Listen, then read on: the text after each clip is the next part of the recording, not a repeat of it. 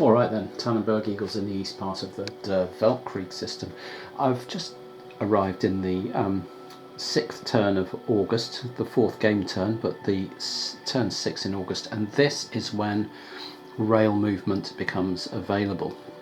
There's a limit for any country's rail capacity. In the case of German rail limit, in this scenario it is 12 divisions in any turn, but for throughout August that's halved to 6, so they can move 6 divisions or their equivalents by rail this turn, and that opens up a huge array of tactical strategic possibilities which aren't there in the opening turns. And just to give an indication of what I'm looking at right now, there's a Russian stack here, part of this army, that I'd quite like to attack. We've got 2 8-5s here, so we've got 16 strength in there. We've got an 8-5 and a 5-5 there, so we've got 29 strength around, but it's got, I think, 16, and so that doesn't look quite good enough. So yeah, it's got 16 strength.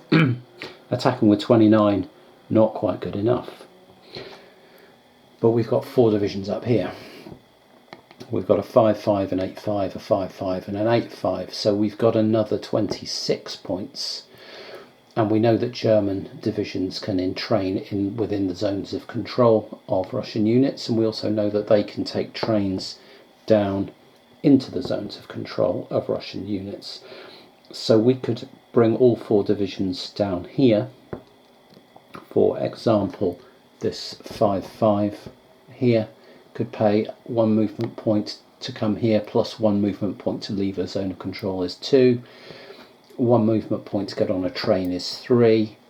3.1, 0.2, 0.3, 0.4, 0.5, 0.6, 0.7, 3.8 to get into here, plus the 1 for entering the Russian zone of control. 4.8 movement points to get into there.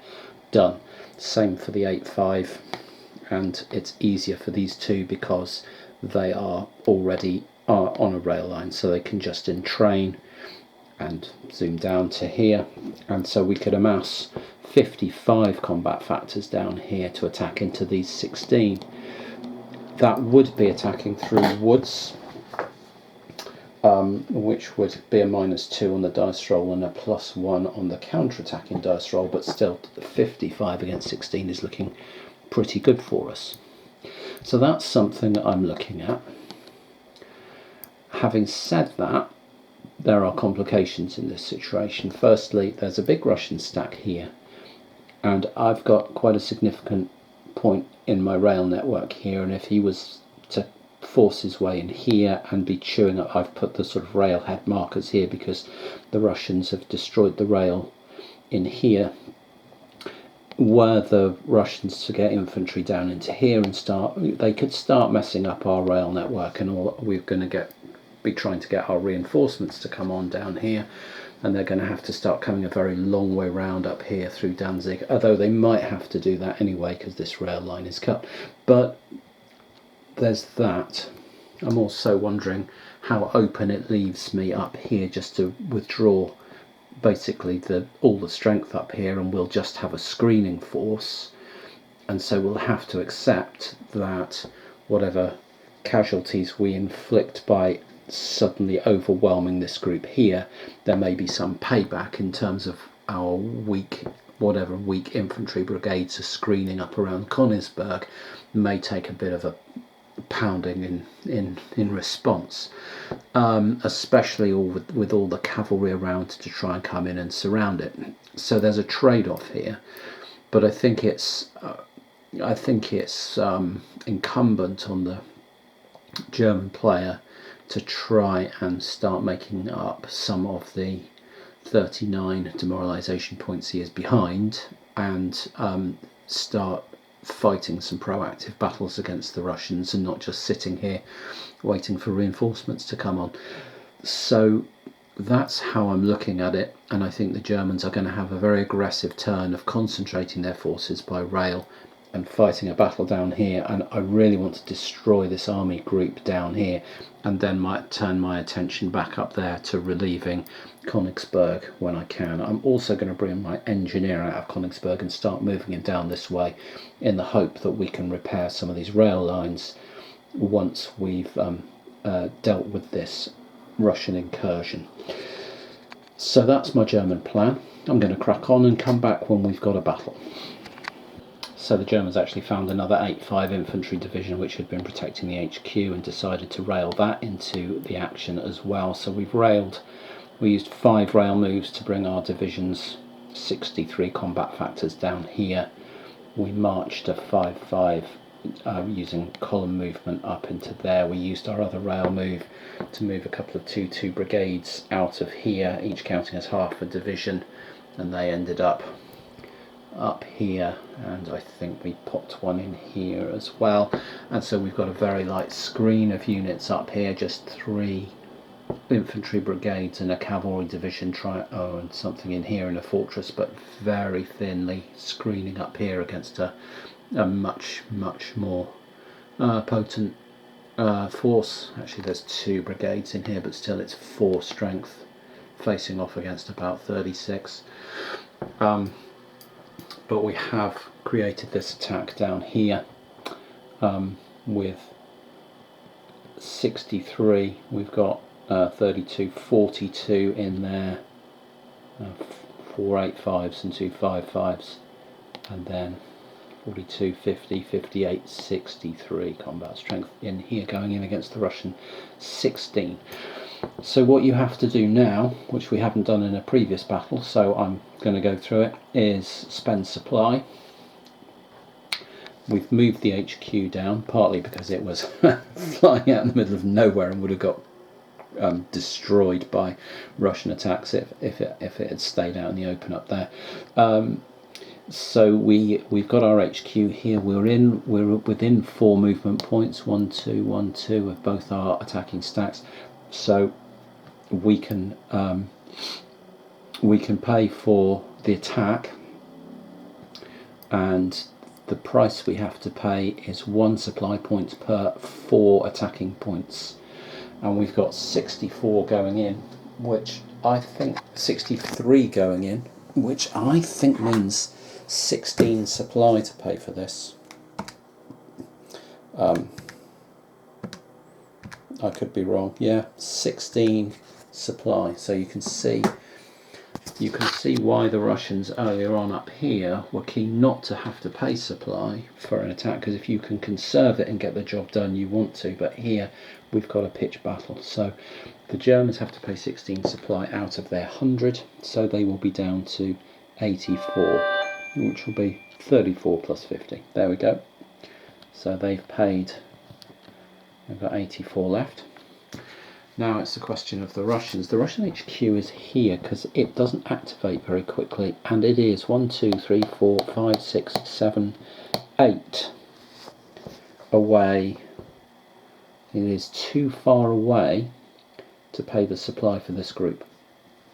So it only activated last turn, and it starts down here in a horrible position on the wrong side of a major river, has to cross that river, and I don't see a way of getting it closer quicker. So the Russians are too far away from their HQ to get supply. 1, 2, 3, 4, 5, 6, 7, 8. So they are at half strength. They are at 16. But they are only going to defend at 8. That is awful for them. So maybe the Germans should have been going after this stack because it's also out of supply range. However, they haven't announced that. They're going after this one. So they are attacking with 63. The table only goes up to 50, but so we use the same dice roll on the 50 and then the 13. So let's just move that out of the way quickly. We can see that they're attacking across woods, which is -2 on the die roll and +1 on the attacker's die roll. Okay, so 63 -2 on the die roll, They get a 3, that's down to a 1 for the -2, and a 1 gives them 5 strength point losses, and then on the 13, 6. So they inflict 6 strength point losses on the Russians. Okay. The Russians have got. The Russians don't have to take those first. This is simultaneous. The Russians have got 16, so they've got to retreat, because the Russians have to retreat if they take third casualties rather than most nations half. So the Russians are going to have to retreat, which means that they are going to counterattack with the 8 that they've got, because they're half for being out of supply. So they've got 16 half to 8, and then they're going to be doubled for counterattacking back up to 16. So they're taking 6, and they are inflicting. They roll a 6. They get a +1 for the woods. That's a 7 on the 16 table, and that is 4 losses. So they're taking 6, and they're inflicting 4, and they also have to retreat. And they will try and retreat out of zones of control and towards their own HQ, which will mean they will retreat back to this hex here. And I'll think about which of the German stacks may want to advance, and we'll go from there, having applied all the losses. 6 on the Russians, 4 on the Germans. Let's do that. Okay, after that attack, the situation finishes like this. We've advanced 3 German divisions into here, 24 strengths, to make sure we've got a good looking force between our HQ and the Russian army. We've also now got the Russian army technically surrounded. It's the Russians to move, but all these hexes around it are in German zones of control, and it's got nothing friendly around, so it needs to carefully consider its options so as not to get attacked with all those surrounded penalties, which is going to get very bad indeed.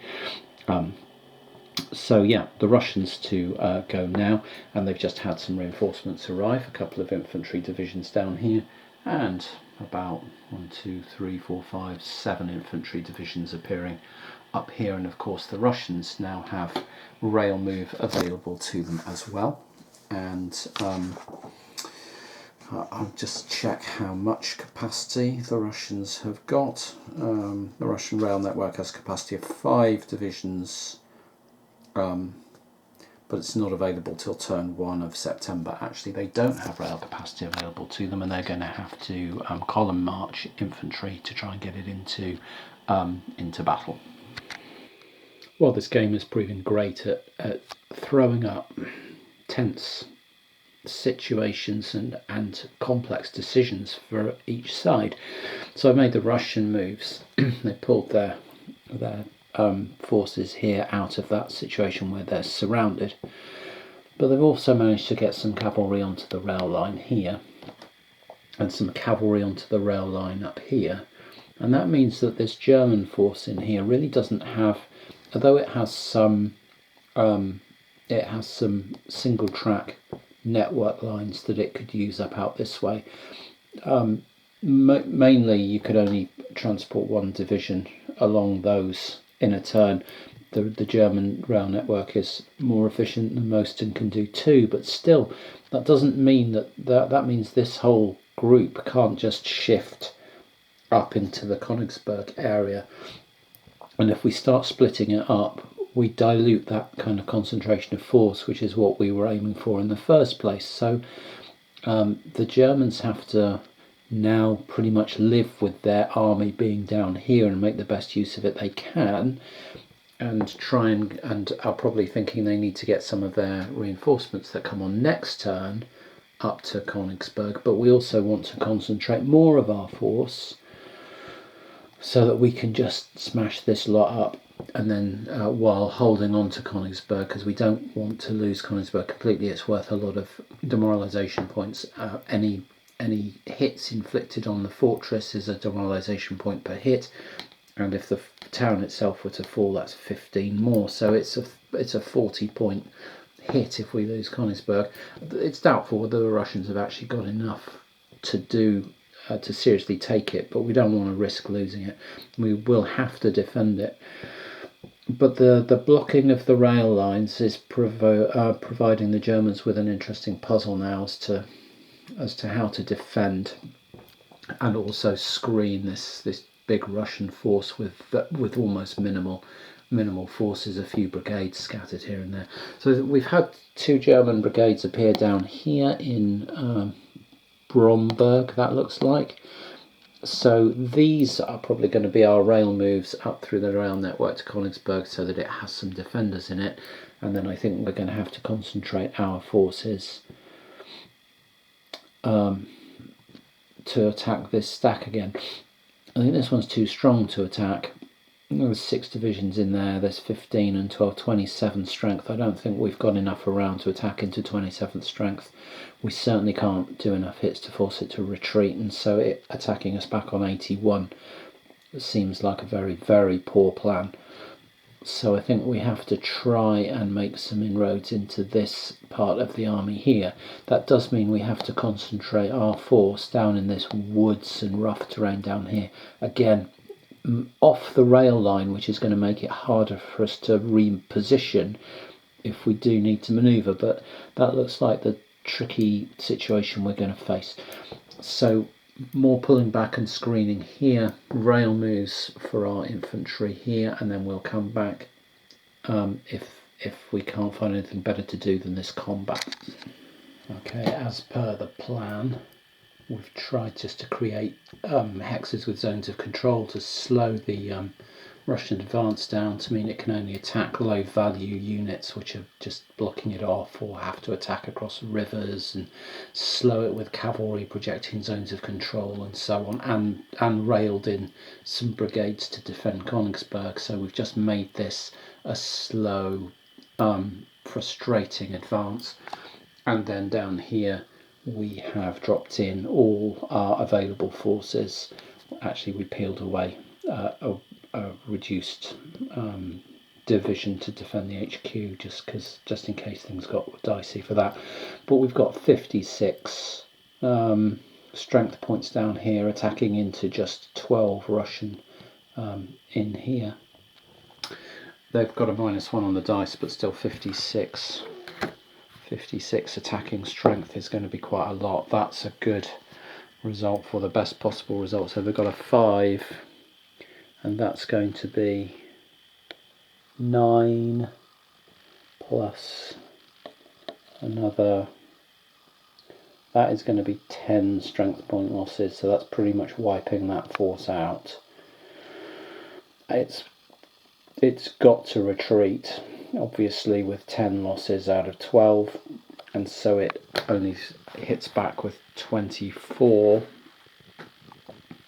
No dice roll modifier. A 4 with 24 isn't too bad, but still they've suffered a really bad result. They inflict 4 strength point losses in return, but they're taking 10. That's going to look really significant. So let's sort out all those casualties. Well, tough times for the Russians here at Tannenberg.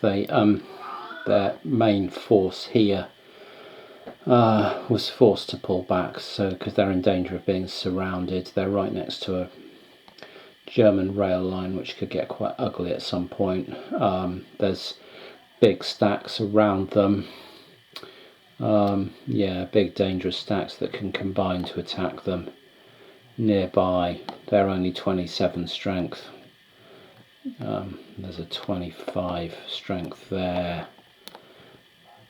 And something similar further north. I'm not gonna, what's this? This is 24, 28. So there's 55 strength points of German army nearby.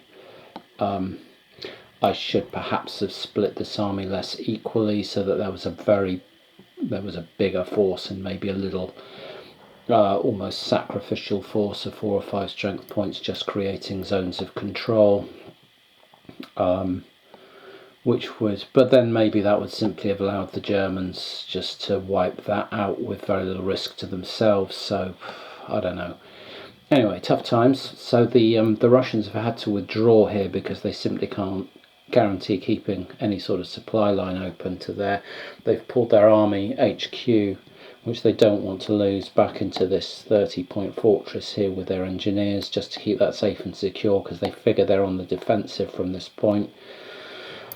Up towards Königsberg, again, it looked suicidal to carry on pressing the attack. We were going to get cut off if we weren't very, very careful with the amount of German reinforcements about to come in. So what we've done is withdraw back to a more stable position, protected our army HQ, built up some large stacks around us, and then made rail movement to approach us very difficult with the cavalry blocking the rail lines. We moved an infantry brigade down here, and that's just smashed up some rail lines, so it's the rail head stops here now, and that's got a cavalry unit of ours in it. So we've just tried to make it awkward for the Germans to actually rail troops in, reinforcements in here, and get to our troops. And at the same time, we've also got, you know, the rail destroyed in here, destroyed in here. We've got a cavalry blocking the rail line here, and we've got a cavalry here just to try and slow down any potential German advance in this way, if they wanted to cut in behind our army and try and attack our, you know, in here. However they wanted to try and play it, I don't think that looks viable, because their HQ is up there and they're going to need to support whatever advances they're making from this HQ. So yeah, we took a cautious approach with the Russians here, partly because the Germans are on 51 demoralization points and we're on 17, so they've got 34 to make up, and we're just going to try and make that as difficult for them as we possibly can. So yeah, we're into the September turn. There's a special monthly phase, but all you can do in that is construct trenches, and I don't think we're going to be bothered with trying to construct trenches, because we've only got 4 segments of this turn to go, so they wouldn't be completed until October, and we're not going to get to October, so that's pointless. So we're just carrying on through the normal turn sequence. So September, turn 1 coming up with this great stack of German reinforcements about to arrive. Well, here in Tannenberg, part of the Weltkrieg, I was going on about how the Russians had the, you know, tough times, but actually the Russians decided that they had absolutely no particular reason to stick about in Tannenberg, around Königsberg, or indeed in the southern parts of Germany. They had their 55 German demoralization points, and that they could comfortably and slowly withdraw. And it's the Germans now that need to make 30 points up, because the demoralization totals, Germans are on 55, Russians are on 24. So the Germans have got a 30-point gap to make up, and the Russians are now of the mind just not to give them anything to swing at, basically. Just, you know, make it very hard to advance with zones of control from their cavalry, and if the cavalry gets, you know, attacked, then, well, that's, you know, that's how it goes. But just try and make it as hard as possible for the Germans to actually have something viable to attack, and therefore not give them a way to wrap the points up. So I think I've made some sort of strategic error here with the Germans, in that I've given the Russians a way to withdraw, and perhaps needed to try and look at ways to sort of trap them into locations where they couldn't you know, extricate their armies so easily. But I've not managed to do that, and now they're just sort of backing away slowly. Here I've left this sort of sacrificial division just in the way, and if the Germans want to gobble it up with attacks, then great. But we'll just give up the 3 strength points and further back away. And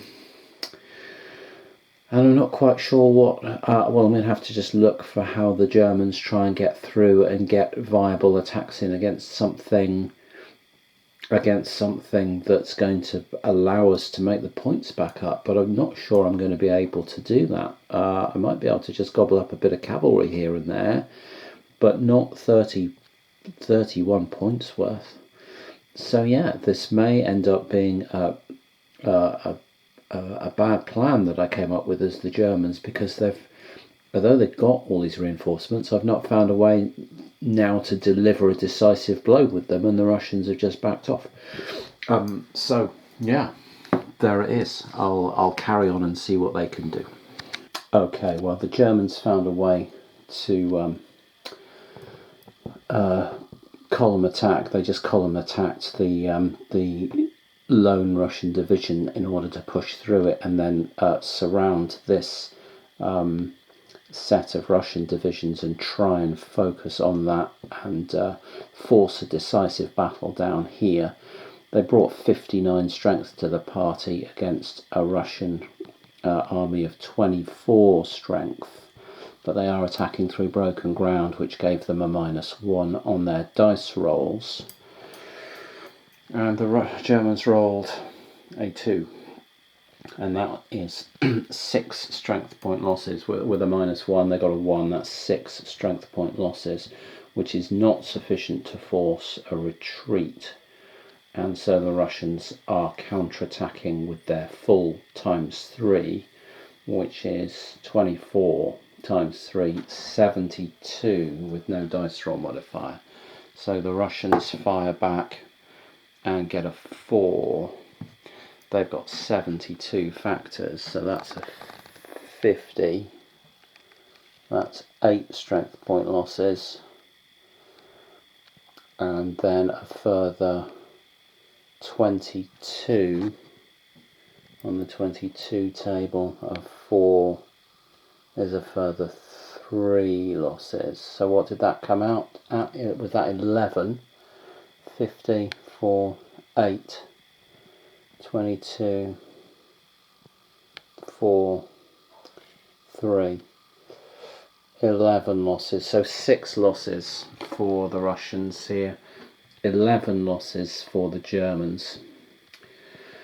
And the trouble that the Germans are going to have now is that there's another Russian army here, and they're going to be able to combine their forces against this single German stack. So yeah, that's looking unpleasant. And just to point out as well, the other problem that the Germans face is that, you know, they'd like to get their large army up here near Königsberg engaging the Russians and trying to make up the points difference. But the HQ's all the way down here and can't actually supply, so although they were able to sort of do some unsupplied attacks and wipe out a couple of cavalry divisions because they're stacked with the cavalry so it couldn't withdraw, yes, it made them up a couple of points, but they can't go launching major sort of offensives up here because they can't get any supply in there. They couldn't even advance after they wiped the cavalry out because there was too much danger of them just being surrounded and cut off and then attacked from all angles and taking the double demoralization losses for being surrounded. So yeah, a struggle for the Germans to bring their forces to bear because of the single HQ, which I think I pointed out very early on in the game. Anyway, down here, quite a significant defeat all of a sudden for this German army, and yeah, let's see what happens next. So I've come into the third of the turn in September, out of 4 in this Tannenberg Eagles in the East scenario in the Weltkrieg, and we're pretty much running out of things to do. The Russians have just withdrawn into their fortresses at Warsaw, which, although the Germans have got 50 odd points of strength here, there's a 30-point fortress under there, 48 points in total. They can't attack into it, they'd get decimated. So there's nothing really much left for all this German strength to do, and they're not even on a German railroad, they're on Russian rail lines, so they can't rail out of here, and it would be single track rail line even if they could. And yeah, but they've chewed up the Russian rail, but they haven't got rail back. And even if then the rail stops here and is broken in other places up around here because of the presence of Russian infantry up around Königsberg.